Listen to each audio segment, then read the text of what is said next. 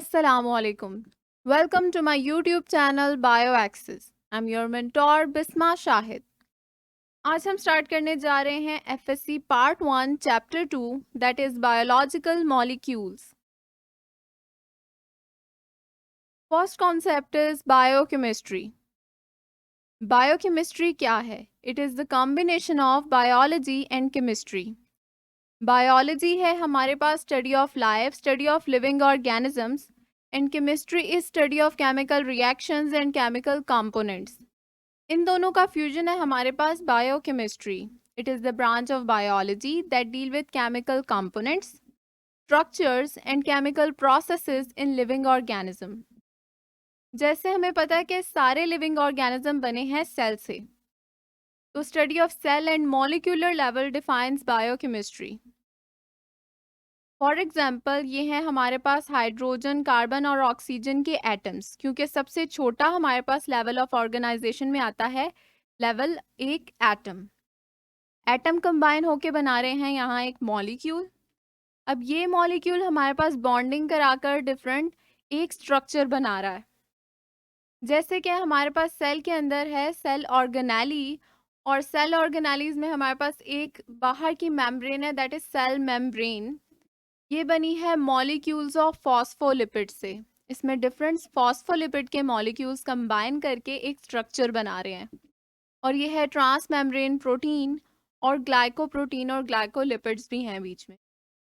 यानी हमें ये पता चलता है कि डिफरेंट एटम कंबाइन होके ये मॉलिक्यूल बने और मॉलिक्यूल्स मिलकर एक स्ट्रक्चर बना रहे हैं. इसीलिए हम कहते हैं कि जो बायो मॉलिक्यूल्स हैं वो बना रहे हैं building block of life, structure of life. कि जो हमारे जितने भी स्ट्रक्चर हैं, जितनी भी ऑर्गेनेलीज हैं, वो बनी है मॉलिक्यूल्स से. Next is biomolecules. सबसे पहले हम देखेंगे बायो एलिमेंट्स, जिसमें है oxygen, carbon, hydrogen, calcium, nitrogen, phosphorus and other 1%. ये सारे हमारे पास डिफरेंट एटम कंबाइन होके बायो एलिमेंट्स बना रहे हैं. इन बायो एलिमेंट्स का मतलब है कि ये वो एलिमेंट्स हैं जो लिविंग ऑर्गेनिजम्स को बना रहे हैं, जो लिविंग ऑर्गेनिज्म में पाए जाते हैं. ये मिलकर हमारे पास बनाते हैं बायोमॉलिक्यूल्स. बायोमॉलिक्यूल्स हमारे पास दो टाइप के हैं, माइक्रोमॉलिक्यूल्स एंड मैक्रोमॉलिक्यूल्स. माइक्रो में हमारे पास वो है जिनका मॉलिक्यूलर वेट कम है, और मैक्रो में है मॉलिक्यूलर वेट ज़्यादा है. Water, gases, sugar, amino acid और न्यूक्लियोटाइड्स हैं हमारे पास माइक्रोमॉलिक्यूल्स, जो कंबाइन होकर, जिस तरह एटम और मॉलिक्यूल्स कंबाइन होकर हमारे पास सेल बना रहे हैं उसका स्ट्रक्चर, उसी तरह माइक्रोमॉलिक्यूल कंबाइन होकर हमारे पास मैक्रोमॉलिक्यूल्स बना रहे हैं. मैक्रोमॉलिक्यूल है बिल्डिंग ब्लॉक ऑफ लाइफ, क्योंकि ये है हमारे पास 4 टाइप के. लिपिड्स हैं, न्यूक्लिक एसिड हैं, कार्बोहाइड्रेट्स हैं और प्रोटीन्स हैं. इनसे हमारी बॉडी बनी है. अब जैसे प्रोटीन है तो ये हमारे पास बनी है अमाइनो एसिड से, और कार्बोहाइड्रेट बने हैं हमारे पास शुगर के यूनिट से.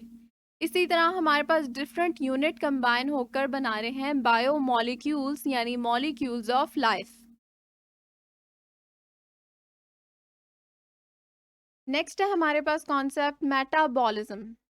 मेटाबॉलिज्म है वर्ड मेटाबॉल से, जिसका मतलब है change. All the chemical reactions taking place in cell are collectively called as metabolism. ये जो भी हमारे पास केमिकल रिएक्शन सेल के अंदर हो रहे हैं, जो भी उसमें कोई चीज़ बन रही है, टूट रही है, उसे हम कलेक्टिवली कहते हैं मेटाबॉलिज्म हो रही है. ये है हमारे पास लाइफ सस्टेनिंग केमिकल रिएक्शंस, क्योंकि जो भी मेटाबॉलिज्म के नतीजे में एनर्जी बनती है उसकी वजह से ही हम कोई भी काम कर सकते हैं, उसी की वजह से हम जिंदा हैं, मतलब मूव कर रहे हैं अपनी बॉडी. इसके 3 पर्पसेस है मेटाबॉलिज्म के. Conversion of food into energy, कि जो भी हम फूड ले रहे हैं उसको हम एनर्जी में कन्वर्ट करें, जो है हमारे पास एटीपी, एडिनोसिन ट्राइफॉस्फेट. नेक्स्ट है हमारे पास conversion of food into building blocks.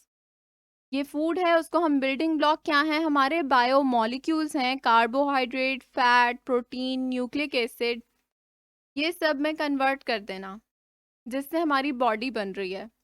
And the last step is elimination of metabolic waste, के जो भी वेस्ट प्रोडक्ट हैं बॉडी के वो अलग कर देना. जिसमें आती है कार्बन डाइऑक्साइड, वाटर और दीगर ऐसे मॉलिक्यूल, क्रेटिनिन वगैरह जो आगे जाके हम पढ़ेंगे, जिनकी बॉडी को ज़रूरत नहीं है। अब मेटाबॉलिज्म की है दो types. First is catabolism, the set of metabolic pathways that break down molecule into smaller unit along with release of energy। कि जो भी हमारे पास एक बड़ा मॉलिक्यूल है, उसको कट करके, उसको डिस्ट्रक्ट करके उसके छोटे पीसेस करना और साथ में एनर्जी रिलीज हो जाती है। यानी कोई भी बड़ा मॉलिक्यूल है, उसकी कैटाबॉलिज्म होगी तो वो छोटे यूनिट में कन्वर्ट होगा और साथ एनर्जी रिलीज हो जाएगी। Next is anabolism. ये हमारे पास ऑपोजिट है कैटाबॉलिज्म के, जिसमें सिंथेसिस होगी कॉम्प्लेक्स मॉलिक्यूल की, जिसमें छोटे छोटे स्मॉल मॉलिक्यूल्स मिलेंगे और बड़े मॉलिक्यूल हमारे पास मैक्रो मॉलिक्यूल्स बना देंगे। साथ में एनर्जी जो है वो स्टोर हो जाएगी। इसीलिए कैटाबॉलिज्म है हमारे पास डिस्ट्रक्टिव मेटाबॉलिज्म, जिसमें कोई भी चीज़ बॉडी की मॉलिक्यूल्स टूट रहे हैं, बड़े मॉलिक्यूल्स टूट के माइक्रो मॉलिक्यूल्स बन रहे हैं, और जबकि एनाबॉलिज्म में माइक्रो मॉलिक्यूल कंबाइन होकर स्मॉल यूनिट्स एक मैक्रो मॉलिक्यूल बना रहे हैं। इसीलिए ये है सिंथेटिक मेटाबॉलिज्म। नेक्स्ट है हमारे पास इम्पॉर्टेंस ऑफ वाटर, पानी की अहमियत। वाटर हमारी बॉडी के लिए बहुत एसेंशियल है। ये है एक माइक्रो मॉलिक्यूल जिसका फॉर्मूला है H2O। वाटर है मीडियम ऑफ लाइफ, क्योंकि ज़िंदगी जो है, लाइफ जो है, माइक्रो मॉलिक्यूल यानी वाटर के बिना पॉसिबल नहीं है। लिविंग ऑर्गेनिज्म में हमारे पास 65 से 89% डिफरेंट लिविंग ऑर्गेनिज्म में होती है पानी की कंसंट्रेशन, जबकि हमारी बॉडी के अंदर, ह्यूमन बींग्स के अंदर 70% बॉडी बनी है पानी से। 20% है हमारे बोन सेल के अंदर पानी, बोन सेल को हम कहते हैं ऑस्टियोसाइट्स। 85% ब्रेन सेल्स के अंदर है वाटर, जिनको हम कहते हैं न्यूरॉन्स।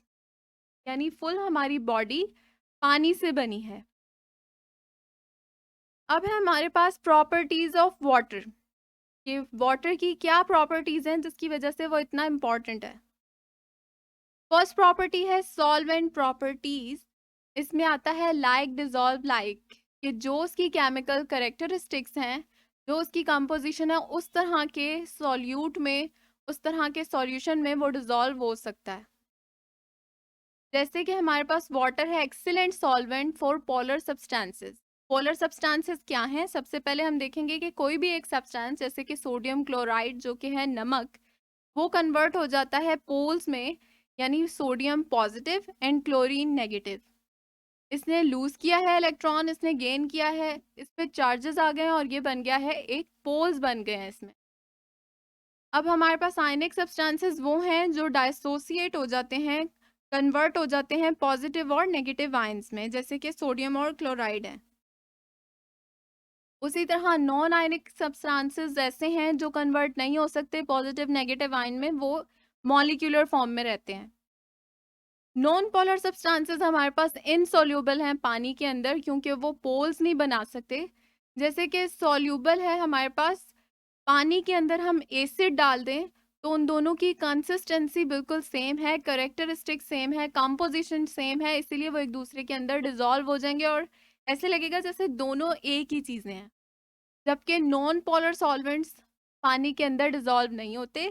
जैसे कि हम वाटर के अंदर डाल दें, पेट्रोल डाल दें, या फिर हम उसके अंदर ऑयल डाल दें, तो वो उसके अंदर डिजॉल्व नहीं होगा। हमें दो अलग अलग चीज़ें नज़र आएंगी दैट आर इमिसिबल, यानी जो मिक्स नहीं होती।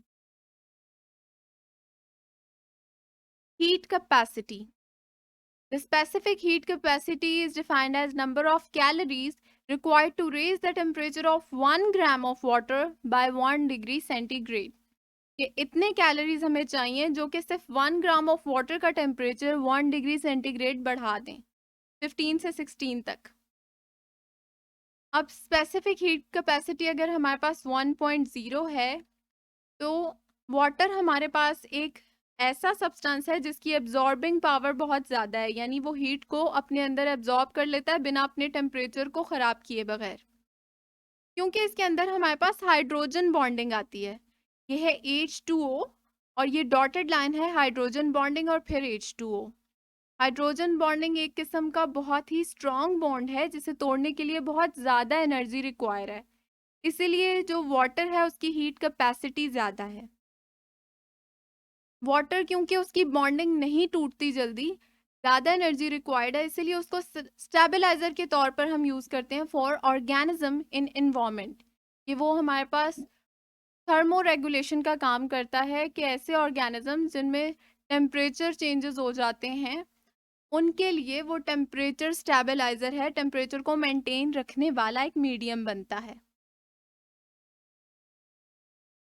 नेक्स्ट है हमारे पास कॉन्सेप्ट हीट ऑफ वेपोराइजेशन। सबसे पहले हम देख लेते हैं व्हाट इज एक्चुअली वेपोराइजेशन। तो हमारे पास वाटर है, उसको अगर हम हीट करेंगे तो वो वेपर्स में एक स्टीम फॉर्म में कन्वर्ट हो जाएगा, उससे हम कहते हैं vaporisation. Vaporisation of an element और compound is a phase transition, के फेज चेंज हो जाती है उसकी लिक्विड से वेपर में। Heat of vaporization is expressed as calories absorbed per gram of water. Water अगर हमारा एब्जॉर्ब कर रहा है हीट तो वो चेंज होगा लिक्विड से गैस में। इसकी स्पेसिफिक हीट ऑफ वेपोराइजेशन है 574 किलो कैलोरी पर केजी। अगर ये हीट ऑफ वेपोराइजेशन का कॉन्सेप्ट हम प्लांट में देखें तो इसमें होता है ट्रांसपिरेशन, यानी लीफ के अंदर हमारे पास सिंपल पोर्स होते हैं, स्टोमेटा होते हैं, जिसके अंदर से हमारे पास वाटर सीप आउट करता है, बाहर आता है। It is the water loss through leaf pores called transpiration. और एनिमल्स के अंदर होता है ये process animal respiration. Cellular respiration is a set of metabolic reactions and processes that take place in the cell of organism to convert energy or oxygen into adenosine triphosphate, कि जो भी हमारा पहले हमने पढ़ा मेटाबॉलिज्म हो रही है उसमें जितने भी रिएक्शन है वो एटीपी कन्वर्ट करने के लिए हैं, एटीपी को प्रोड्यूस करने के लिए। अगर एटीपी बन रही है तो उससे हम कहेंगे animal respiration. Next is ionization of water. Ionization का मतलब है इलेक्ट्रिकली न्यूट्रल एटम्स या मॉलिक्यूल अगर कन्वर्ट किए जाएं इलेक्ट्रिकली चार्ज एटम्स या मॉलिक्यूल में, जिन्हें हम कहते हैं आयंस, तो प्रोसेस को कहेंगे आयनाइजेशन। फॉर एग्जांपल हमारे पास एक इलेक्ट्रिकली न्यूट्रल एटम है, अगर ये इलेक्ट्रॉन लूज करेगा तो पॉजिटिवली चार्ज आयन बन जाएगा जिसे कहते हैं कैटायन, और अगर इलेक्ट्रॉन गेन करेगा तो नेगेटिवली चार्ज आयन बन जाएगा जिसे हम कहेंगे आयनाइन। वाटर हमारे पास स्लाइटली आयनाइजिंग कंपाउंड है कि अगर 550 मॉलिक्यूल्स हैं हमारे पास वाटर के तो उसमें सिर्फ एक ऐसा होगा जो सेल्फ आयनाइजेशन शो करेगा, यानी आयनाइजेशन ऑफ वाटर होगी, तो हमारे पास वाटर डायसोसिएट हो जाएगा और बनाएगा एक कैटाइन और एक एनाइन। H पॉजिटिव है कैटाइन और OH negative that is hydroxide ion हमारे पास एक एनाइन होगा। अब ये हमारे पास है रिवर्सिबल रिएक्शन और इसमें इक्विलिब्रियम मेंटेन किया जाता है। अगर हमारे पास वाटर के ज़्यादा मॉलिक्यूल हैं तो 2 वाटर के मॉलिक्यूल कंबाइन होंगे, ये है हाइड्रोजन बॉन्डिंग डॉटेड, तो बन जाएगा H3O हाइड्रोनियम आयन और hydroxide ion that is OH negative. ये है एक कैटाइन और ये है एक एनाइन। ये सब हमारे पास आयनाइजेशन के प्रोसेस में आ रहा है और इससे बॉडी की पीएच इफेक्ट होती है। पीएच है हमारे पास negative logarithm of hydrogen ion concentration, यानी हाइड्रोजन की कंसंट्रेशन है। इसमें जो 7 है ना उस पे है न्यूट्रल पीएच, ये बैलेंस्ड न्यूट्रल पीएच है, और 7 से कम यानी 1 से लेकर 7 तक है हमारे पास एसिडिक, और 8 से लेकर 14 तक है अल्कलाइन पीएच। इस तरह वाटर आयनाइजेशन प्रॉपर्टी की वजह से बॉडी की पीएच को इफेक्ट करता है और उसको मेंटेन करने के लिए हेल्प करता है।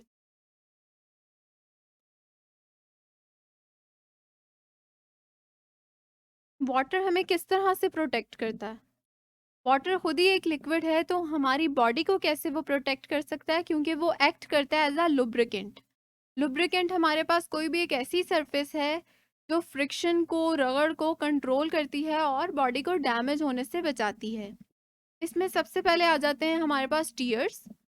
जो हमारी आईज जो कि बहुत ही डेलिकेट ऑर्गन है उसको डैमेज होने से बचाती हैं। उसके बाद वाटर जो है कुशन की तरह काम करता है हमारे सॉफ्ट ऑर्गन्स के अराउंड, जिसमें ये ट्रॉमा से, इसको डैमेज और शॉक से बचाता है। और डिफरेंट ऑर्गन्स हैं जैसे कि नी जॉइंट है, जॉइंट्स के दरमियान हमारे पास होती है लुब्रिकेंट की एक लेयर, ताकि आपस में जब वो मूव हम करते हैं बॉडी को तो स्लाइडिंग से फ्रिक्शन प्रोड्यूस ना हो और उससे रगड़ लगने से डैमेज ना हो। तो इस तरह जो बोन्स के दरमियान में हमारे पास फ्लूइड पाया जाता है उसे हम कहते हैं साइनोवियल फ्लूइड। और जो हमारे पास ब्रेन में पाया जाता है एज अ लुब्रिकेंट उसे कहते हैं हम स्पाइनल फ्लूइड। इसी तरह जो हमारे पास टमी में हमारे पेरिटोनियम के अंदर जो फ्लूइड पाया जाता है उसे हम कहते हैं पेरिटोनियल फ्लूइड। और डिफरेंट ऑर्गन्स के अंदर इसी तरह हमारे पास कुशन और लेयर एक होती है बोन्स के दरमियान, वर्टिब्रा के दरमियान। इन सब को हमारे वाटर जो है as a source of lubricant हमें प्रोटेक्ट करता है, बचाता है। ये सब थे हमारे पास वाटर की इम्पोर्टेंस।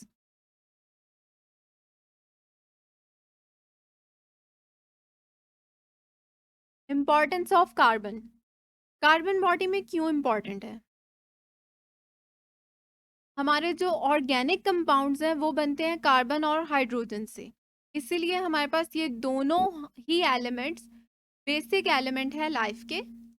और क्योंकि कार्बन के पास कुछ यूनिक प्रॉपर्टीज हैं जो हम आगे डिस्कस करेंगे, इसीलिए ये हमारे बॉडी में बहुत इंपॉर्टेंट है।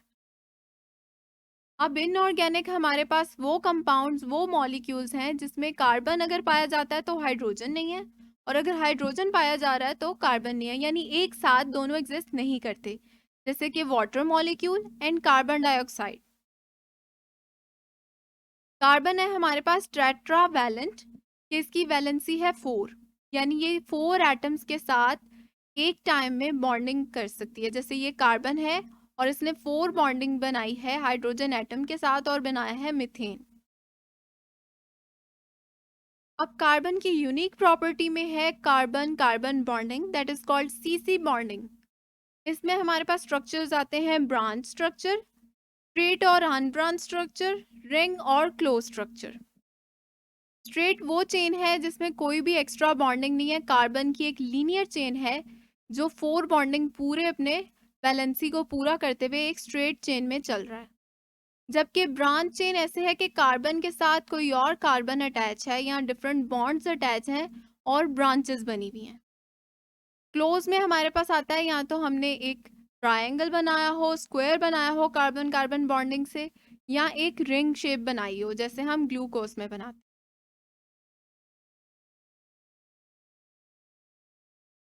कार्बन हमारे पास डिफरेंट एलिमेंट्स के साथ कंबाइन करके डिफरेंट ऑर्गेनिक कंपाउंड्स बनाता है जो कि बॉडी के बिल्डिंग ब्लॉक हैं, यानी बॉडी को बनाने वाले हैं। सबसे पहले है हमारे पास C H bonding, that is carbon hydrogen bonding. ये है हमारे पास सोर्स ऑफ एनर्जी। बॉडी में जितनी भी एनर्जी बन रही है वो इस बॉन्ड के बनने और ब्रेक होने से बनती। ये है हमारे पास ग्लूकोस और गैलेक्टोस। इसमें आप देख सकते हैं एक कार्बन का स्केलेटन है, उस पे हाइड्रोजन बॉन्डिंग है और हाइड्रोक्साइड बॉन्डिंग है। इस तरह करके हमारे पास जो बॉन्डिंग है उसमें सी एच बॉन्ड आपको नजर आ रहा होगा। नेक्स्ट है हमारे पास C N bonding called peptide linkage. ये है हमारे पास कार्बन और नाइट्रोजन की बॉन्डिंग। हमारे पास ये हैं दो मॉलिक्यूल्स पेप्टाइड के यानी अमाइनो एसिड के, जिसमें वाटर बन रहा है। यहाँ है कार्बन और ये है नाइट्रोजन। इसमें H और OH कंबाइन होकर एक वाटर का मॉलिक्यूल बनाएंगे जो सेपरेट हो जाएगा, और इस कार्बन और हाइड्रोजन के दरमियान, नाइट्रोजन के दरमियान एक बॉन्डिंग बन जाएगी जिसे हम कहेंगे CN पेप्टाइड बॉन्ड। ये पेप्टाइड बॉन्ड हमारे पास डिफरेंट अमाइनो एसिड को कंबाइन करते हुए पूरा एक प्रोटीन का बिल्डिंग ब्लॉक बना देगा। और प्रोटीन हम जिस तरह देखते हैं हमारे मसल्स में पाए जाते हैं, तो ये एक पूरा स्ट्रक्चर है। नेक्स्ट है हमारे पास CO बॉन्ड जिसे हम कहते हैं ग्लाइकोसाइडिक लिंकेज। ये है हमारे पास कार्बन और ऑक्सीजन के दरमियान, और ये पाया जाता है कार्बोहाइड्रेट्स में। ये हमारे पास दो मोनोसेकेराइड की यूनिट्स हैं जिसमें OH और एक तरफ से H मॉलिक्यूल कंबाइन होकर वाटर बना देगा। वाटर जब सेपरेट होगा तो यहाँ बचेगा एक O, जो कि कार्बन के साथ लिंक कर कर हमारे पास ग्लाइकोसाइडिक लिंकेज बना देगा। इस तरह से हमने बेसिक एलिमेंट्स देख लिए कार्बन, हाइड्रोजन और डिफरेंट बॉन्डिंग के। और नेक्स्ट लेक्चर में हम देखेंगे carbohydrates, lipids, nucleic acid and proteins. For more, please visit BioAccess. Thank you.